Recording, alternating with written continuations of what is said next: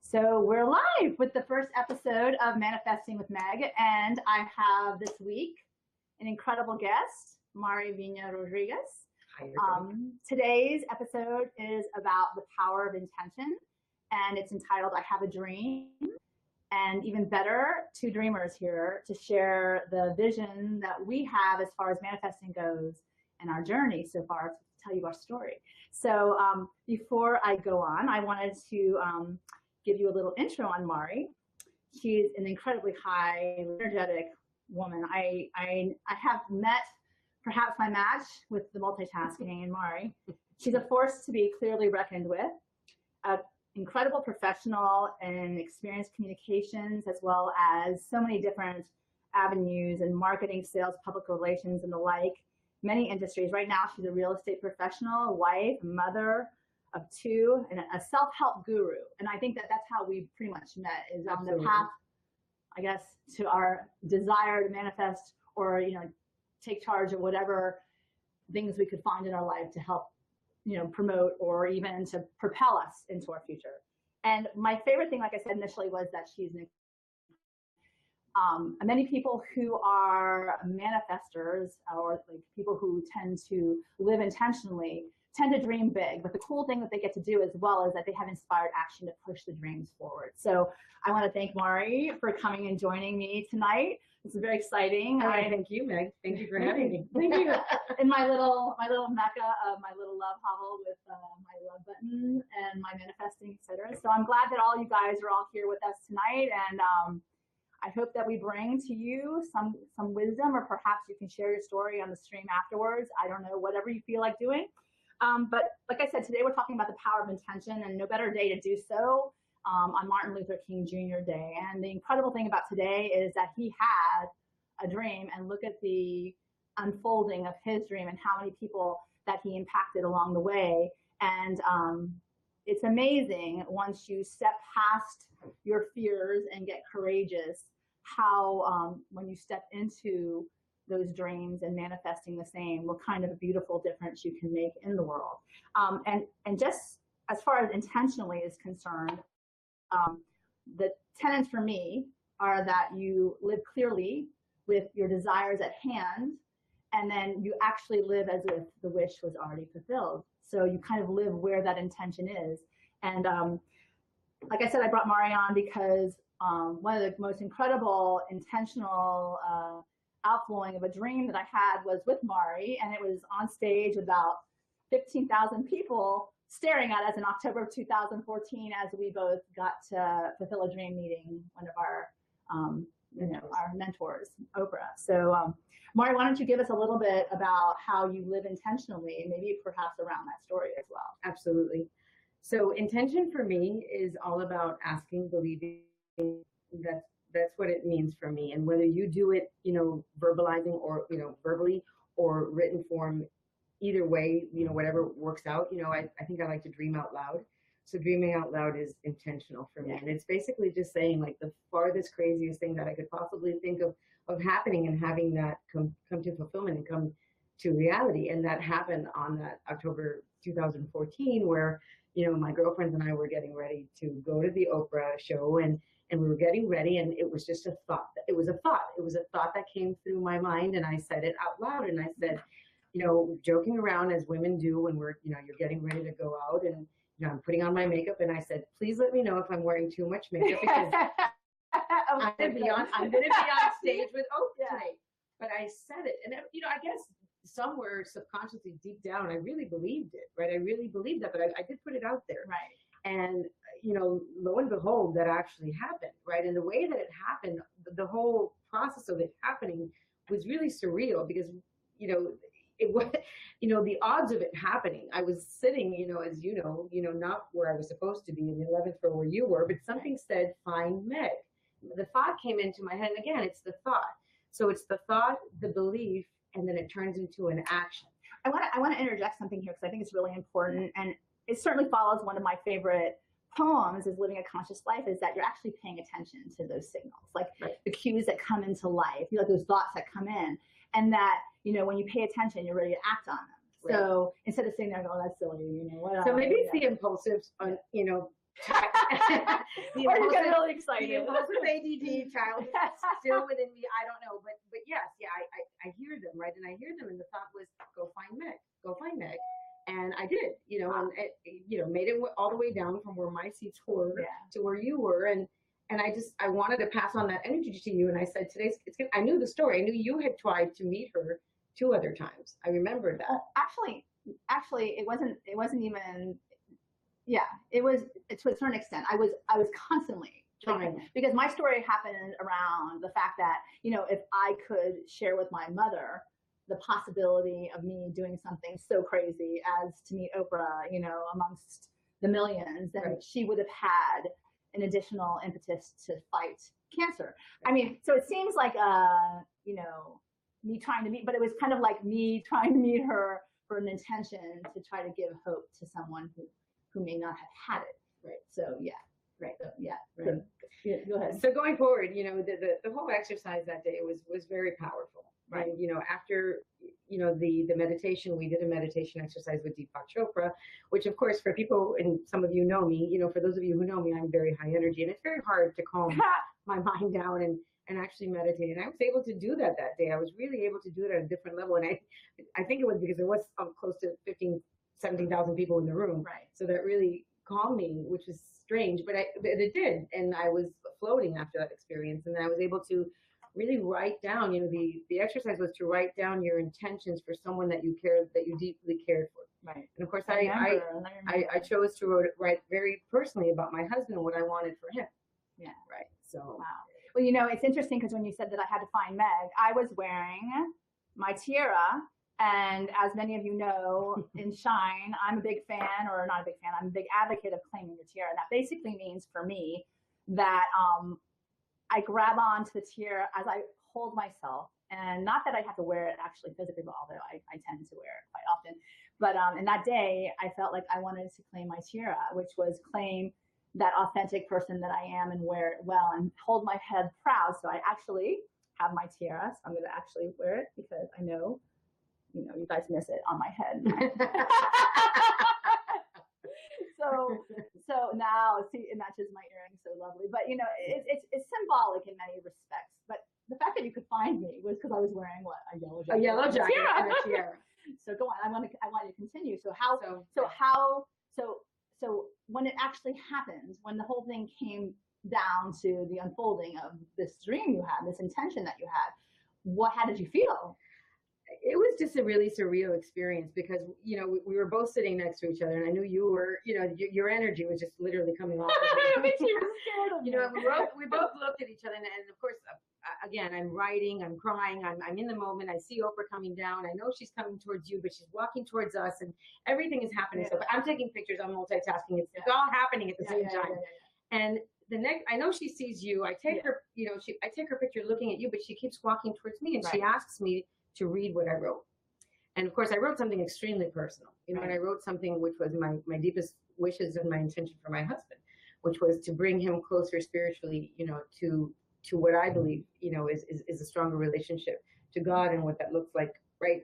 Ideally for me, but for both of us. Right. And, you know, be careful what you wish for. Right. Well, you know, if you want to share that, I would be happy to share the lessons. Yeah. Well, it's fine because, you know, again, you know, when you hear something that's coming from a really good place. Right. And the intention was just, again, for him to grow greater in his faith and for him to walk closer in spirituality. Right. And, you know, God has a really big sense of humor. Yeah. or the universe has a great sense of humor, you know, whatever it is for everybody.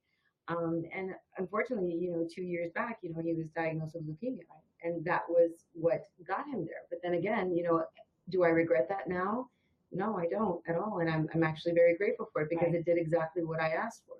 So let's go back. I mean, you had this experience. And I remember, oh my God, when you're in that energy of actually living in the light of manifesting and living in the place where just everything is effortlessly unfolding over and over again. I mean, nobody was sitting next to me, Mario. The chair was open. It was kind of like, yes, stay.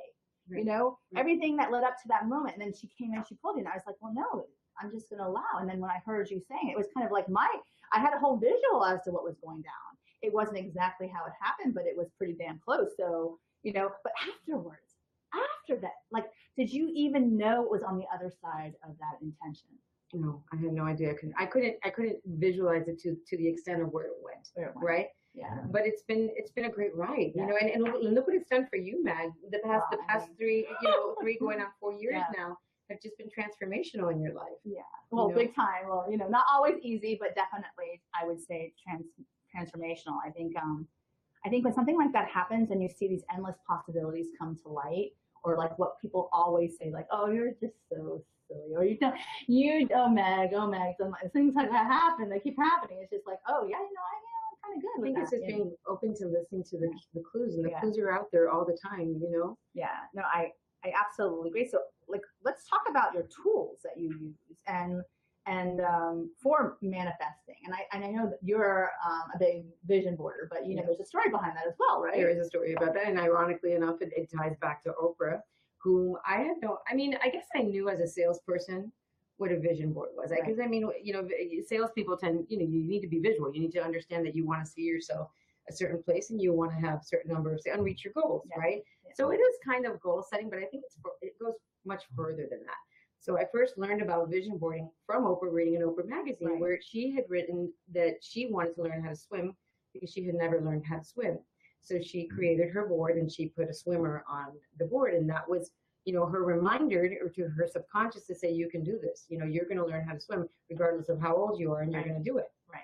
So that really, you know, just motivated me to do it, you know, and I started on my own, not knowing, and just literally cutting out things out of magazines and words. I'm a very big believer in words, as are you. Well, kind of live by. Right? You know, and the power behind words and images, you know, and what is it that I want to bring into my life? What is it that I want to help come into my life or attract? Right. So, you know, I definitely do believe that the subconscious does pick up on that. It's a mirror of what we want to come in. I love that you say it's a mirror, because as we were talking beforehand, you gotta be careful what you want to mirror out there. I mean, I think that people do show up to tell you where you are in life, and if you see people who are very toxic around you, better start doing a gut check as to what you're putting out there. Yeah. But also, I think that it's very, very interesting when you start getting curious about your life, like you know, it's like waking up in the morning with intention, you know, and you know, sitting in your gratitude for the life that you have, and then you know, you set out to the universe. And one of the things I love more than anything is the whole idea of like, something wonderful is going to happen, you know, and then whatever falls after that, you're just kind of looking for. You get curious as to what that looks like, and it can be very simple as to like, you know, something very little, or it can be something so big, you know, that you're like, holy moly, you know, my God, even it could be your children or your family. So I think vision boarding is kind of like whenever something comes true, like how a nutty is that for you? Like, you're like, yeah, this is the greatest thing, right? Absolutely, absolutely, and it's happened quite a bit, you know. So, you know.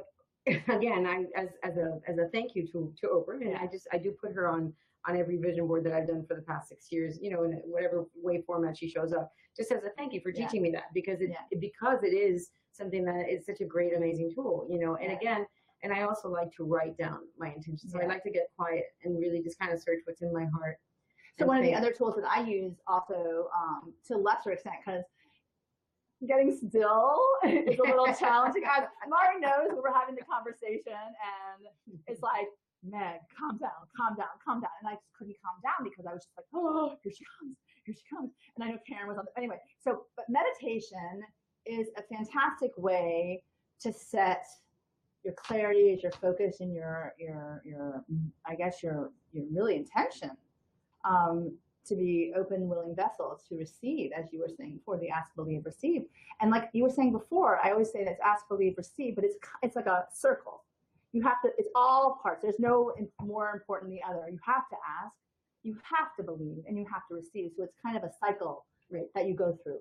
But the other thing I use also is a mantra practice.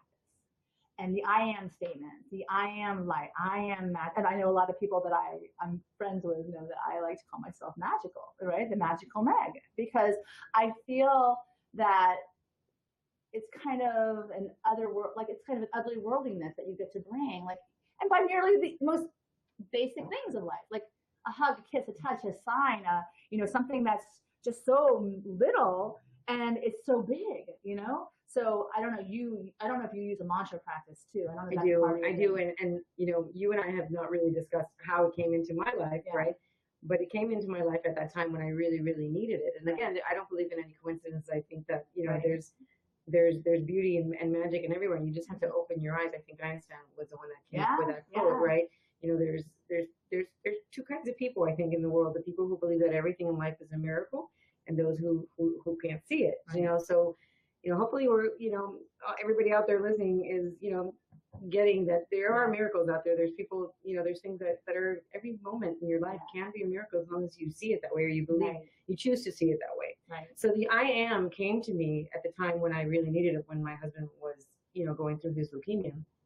And I happened to hear it on the radio because Joel Osteen, who I hear every day, you know, had just written a book called The Power of I Am. Yeah. You know, and there's something that's with that is so incredibly strong. And, you know, I've passed this on to a lot of friends, and my husband was the greatest, you know, person who learned it, right?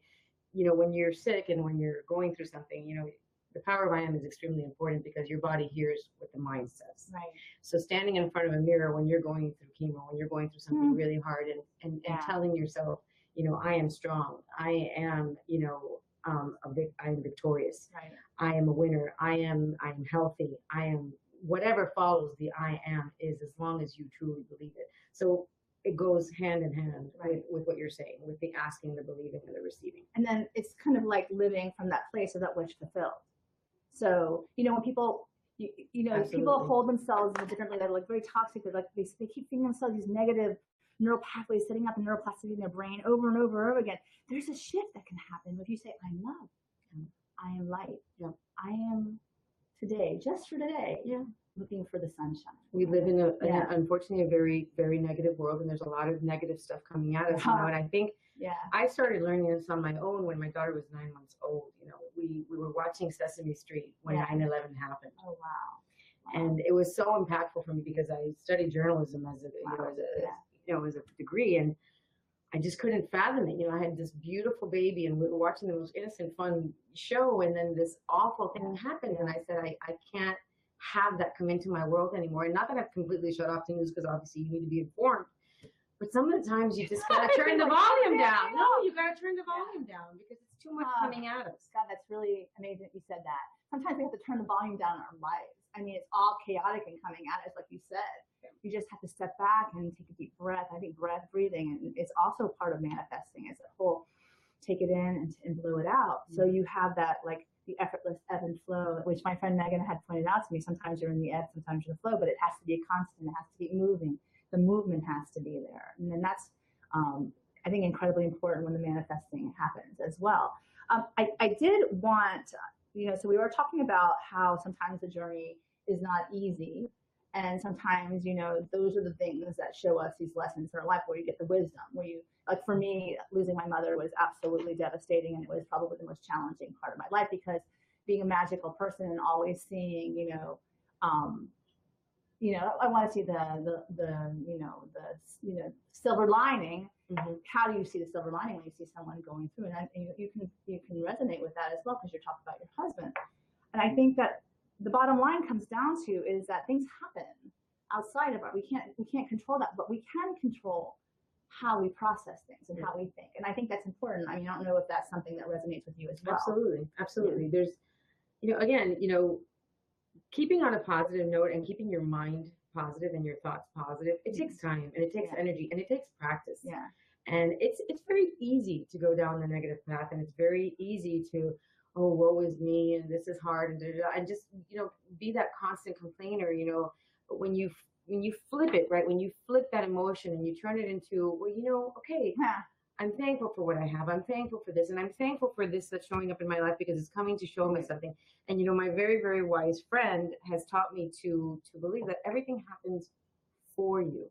When you really think about it. That's really powerful when you think about it. When you think about that and you think that everything in your life happens for you, it doesn't happen to you. It doesn't happen because of you. It happens for you. That is extremely powerful. I know, it's very powerful. Yeah. Especially when you're having those conversations out in the world, yelling at the universe or God or whatever you want to call it, like, this is not what I wanted. Sorry, take it back. But ultimately you're like, oh, that's why this happened. that's why I have, oh, okay. And then there's something else, like another piece of the puzzle comes through and you're just like, oh, that's why I needed to do that. I needed to have that experience. Yeah. Well, manifesting can be fun, right? Absolutely. I mean, right. Okay. So significantly coming into this world, knowing that I wanted to play more than anything, like we're the magical butterflies, butterflies are like flying around, bothersome to some, but not to all. So yes. Sorry for those. Oh my God. And like the volume's too high. Sorry. So basically it can be fun. It can be really fun. Absolutely. And when you come at it from a place of fun, the things that unfold using your imagination. I mean, imagination shouldn't stay with children alone. Creativity shouldn't stay with children alone. You have to bring that into your adult life, because in that way, you, like even Einstein said, the imagination is the key to future events, and how you use that is powerful. I don't know if that's something that's a part of your, smiling at me the whole time, nodding. I imagine that's the case, right? It is. I just think I am a really big dreamer, and I really do think that there's endless possibilities out there for all of us, and it's just reaching out and thinking, what is the greatest life that I can create? Yeah. And that's, at the end, it's a question that we have to constantly ask ourselves, right? Yeah. And when something is not resonating, and we know this is not, okay, this is definitely not it, right? Yeah. I don't like what I'm doing. This is not what I see myself doing. This is not what I signed up for. Okay. Yeah. So you have the power. You have the power to change it, right, and keep pushing forward, and keep searching for what is it that makes you click? What is it that resonates with you? What is it that makes you happy? What it makes you come alive. What it makes you come alive. And if you're in a place where you are, that's not allowing, that you feel that you can't be authentically who you are, and you feel that you can't, and you have to move on. You have to have that courage. Absolutely. That you need to step out of the conformity and move into the courageous faith of your life. Absolutely. Which is a big challenge. Believe me, I just did it. But I think that the rewards from being truly authentic to you and innovative to you they're unfolding right before us. And I think that that's exciting. They're very exciting. There's a gentleman named Neville Goddard. He's an author as well, and he wrote the book The Power of Awareness. And he wrote a quote that I love, and I want to share it with everybody. It's, "Be ye transformed by the renewing of the mind." Mm. So we have our minds, and we're constantly evolving, right? You said your word was evolve this year, so, which is E, out of love. Thank you, Megan. Thank you. So I find that so beautiful, that this renewal can come from the shift in life when you transform the way you think about it and actually get intentional. Right.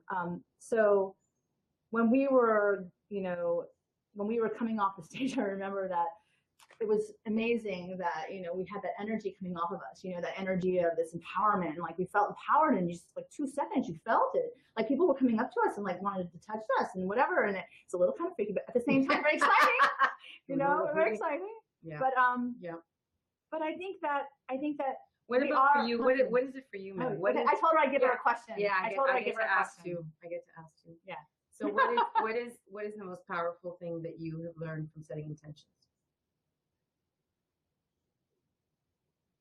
So my biggest challenge in life is that I tend to seek approval outside myself. And when you do that, you get wrapped up in how you believe other people see you. So it really isn't how you're showing up, but this desire to do a good job so other people can give you the congratulations, recognition. And I think when you do that, you get caught up in the endorphin kick of others. So you kind of give other people control over your life. Mm. And I think the shift becomes when you get intentional and you start thinking of so if I were looking at me, once again, if I were looking at me, and thinking, oh my God, how will I get my own approval? Or even the universe's approval, whatever, like angels that are watching you, like on a different level, then you think of, okay, then I got to show up as authentically as I can as myself. And that means being mindful, sitting in the silence like you did on that day of Oprah, and really getting clarity around what it is I want in this life. Because I really, after my mother passed away, two things she told me. stress will kill you. And the other thing is you don't want to have regrets when it's your time. You want to have lived that life fully, and you want to have saying, wow, what a ride at the end of the day. And, and for me, that is waking up in the morning and I get to do something that I want. I get to talk to you. I get to do something of service for another. I get to, show up as myself, as authentically, even if I don't feel 100% wonderful, because let me tell you, sitting on my butt for the last year, doesn't make me feel physically and wonderfully after the party. But let me tell you, I start where I am. I got to start where I am. And that is as important as anything else. And then reset the renewal of the mind and the intentions, right? Because only then will I truly, and then you start from a place of love. And I love this. My friend Janet Wood said this to me, and it made such an impact in my life because we're all walking each other home. And I think that that's the connection of the collaboration. We're all walking each other home. So whoever shows up on your journey, I grab their hand and I say, let's do this, right? And there's power in numbers, and especially when the highest good is in the center. Always. And so love is our mission generally. We all come together from a place of love to do the good that we're here to do and meet our calling. And I think that is what's made a difference. So at the beginning of our conversation, I asked Mari to set an intention for the conversation. And, I was just hoping the thing would fall into place. And God only knows all of the other. But so Mari, what exactly, and I also told her to pick a number because it's going to coincide with my book, The Magical Guide to Bliss. So go ahead and pass me the book. Okay. And for all of you who don't know, I have this book called Magical Guide to Bliss. And go ahead, tell me the number. So there's a connection. And well, first of all, tell me your intention. Oh, okay, my intention. My intention for that page, or my intention for this whole conversation? For this whole conversation is for everybody listening and whoever's tuned in to listen. Thank you. And we just really genuinely shared from our hearts what we've learned and what's worked for us so far. And I hope that it works for you and that you find some time in the craziness of it all to search what's in your heart and to listen and to set your intentions so that you can live the best life that you can possibly dream of living. Dream big, bigger, and bigger. Right. So what number did you pick? 111. Of course. The triple ones. And 111 is April 9th. And it says, you never need permission to play. And maybe this message is for me more than anybody else because I'm kind of embracing that right now. The one thing that you have that nobody else has is you. Your voice, your mind, your story, your vision. It's beautiful. So write and draw and build and play and dance and live as only you can. And that's from Neil Gaiman, British author of the comic book series The Sandman. And this is my insight for that day. You get the opportunity to play today. Just imagine how fun you could have engaging in activities for their pure enjoyment. Even the most tedious tasks become exciting because you never know who you might meet. Even the most challenging experiences become an exciting adventure because you never know what you may learn. Even the most humdrum occurrences become eventful because you never know what may fascinate you. With a sense of zeal and enthusiasm, you get to bring your voice, your mind, your story, your vision to live this day like no other. Everything changes when you come to the playground of your life with this attitude. I love the playground of your life. Oh, that's exciting. The universe will unfold new adventures as you are reinforced to joy. Get ready to claim a golden ticket to the greatest show on earth, yours. Wow. Look around at your new playmates who are ready to take part in the pleasure as well. Now it is up to you to decide if you will actually use the ticket to build a life based on more laughter, fun, and merriment. Remember, you never need permission to play, write, draw, build, or dance because you alone get to choose how you live your day. You get to look for the magic, miracles, butterflies, and blessings in a serendipitous way. That's beautiful. And the magical key, invite someone special for a play date today. So I guess in a sense, we're inviting everyone who's watching today on this special play date to join us on living more of an intentional life. Before you go, or we go, any final thoughts? Dream away, people. Dream away. And tell us about it, right? Oh, yeah. Tell us about it because we get excited when you get excited, and that's important. It's kind of like that karmic circle of amazing that we get to share with each other. And even in the sadness, and if you see me, I have love buttons. I'm a love button ambassador for, we're wearing them green. So, whatever you associate with that. I just want to thank Mari for coming here and sharing this first first Thank amazing you. Thank you. I was Meg. so honored. Thank you. Thank you And for you having know, me. I think this is a transformative conversation that we had, Absolutely. empowering, etc. And you know, I think Hope to come back. yeah, and I love and adore you, and absolutely, you know, right you've back been on my at path. You're my path. Right, You're my right. path.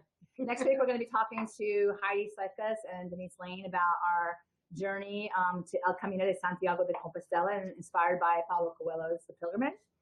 I want to remind you all to let your soul be guided by your dreams. I think it's really important, and pay attention because bliss lies on each step of the journey. And I want to thank you all and send my love. Thank you. Thank you. Good night. Good night, everybody.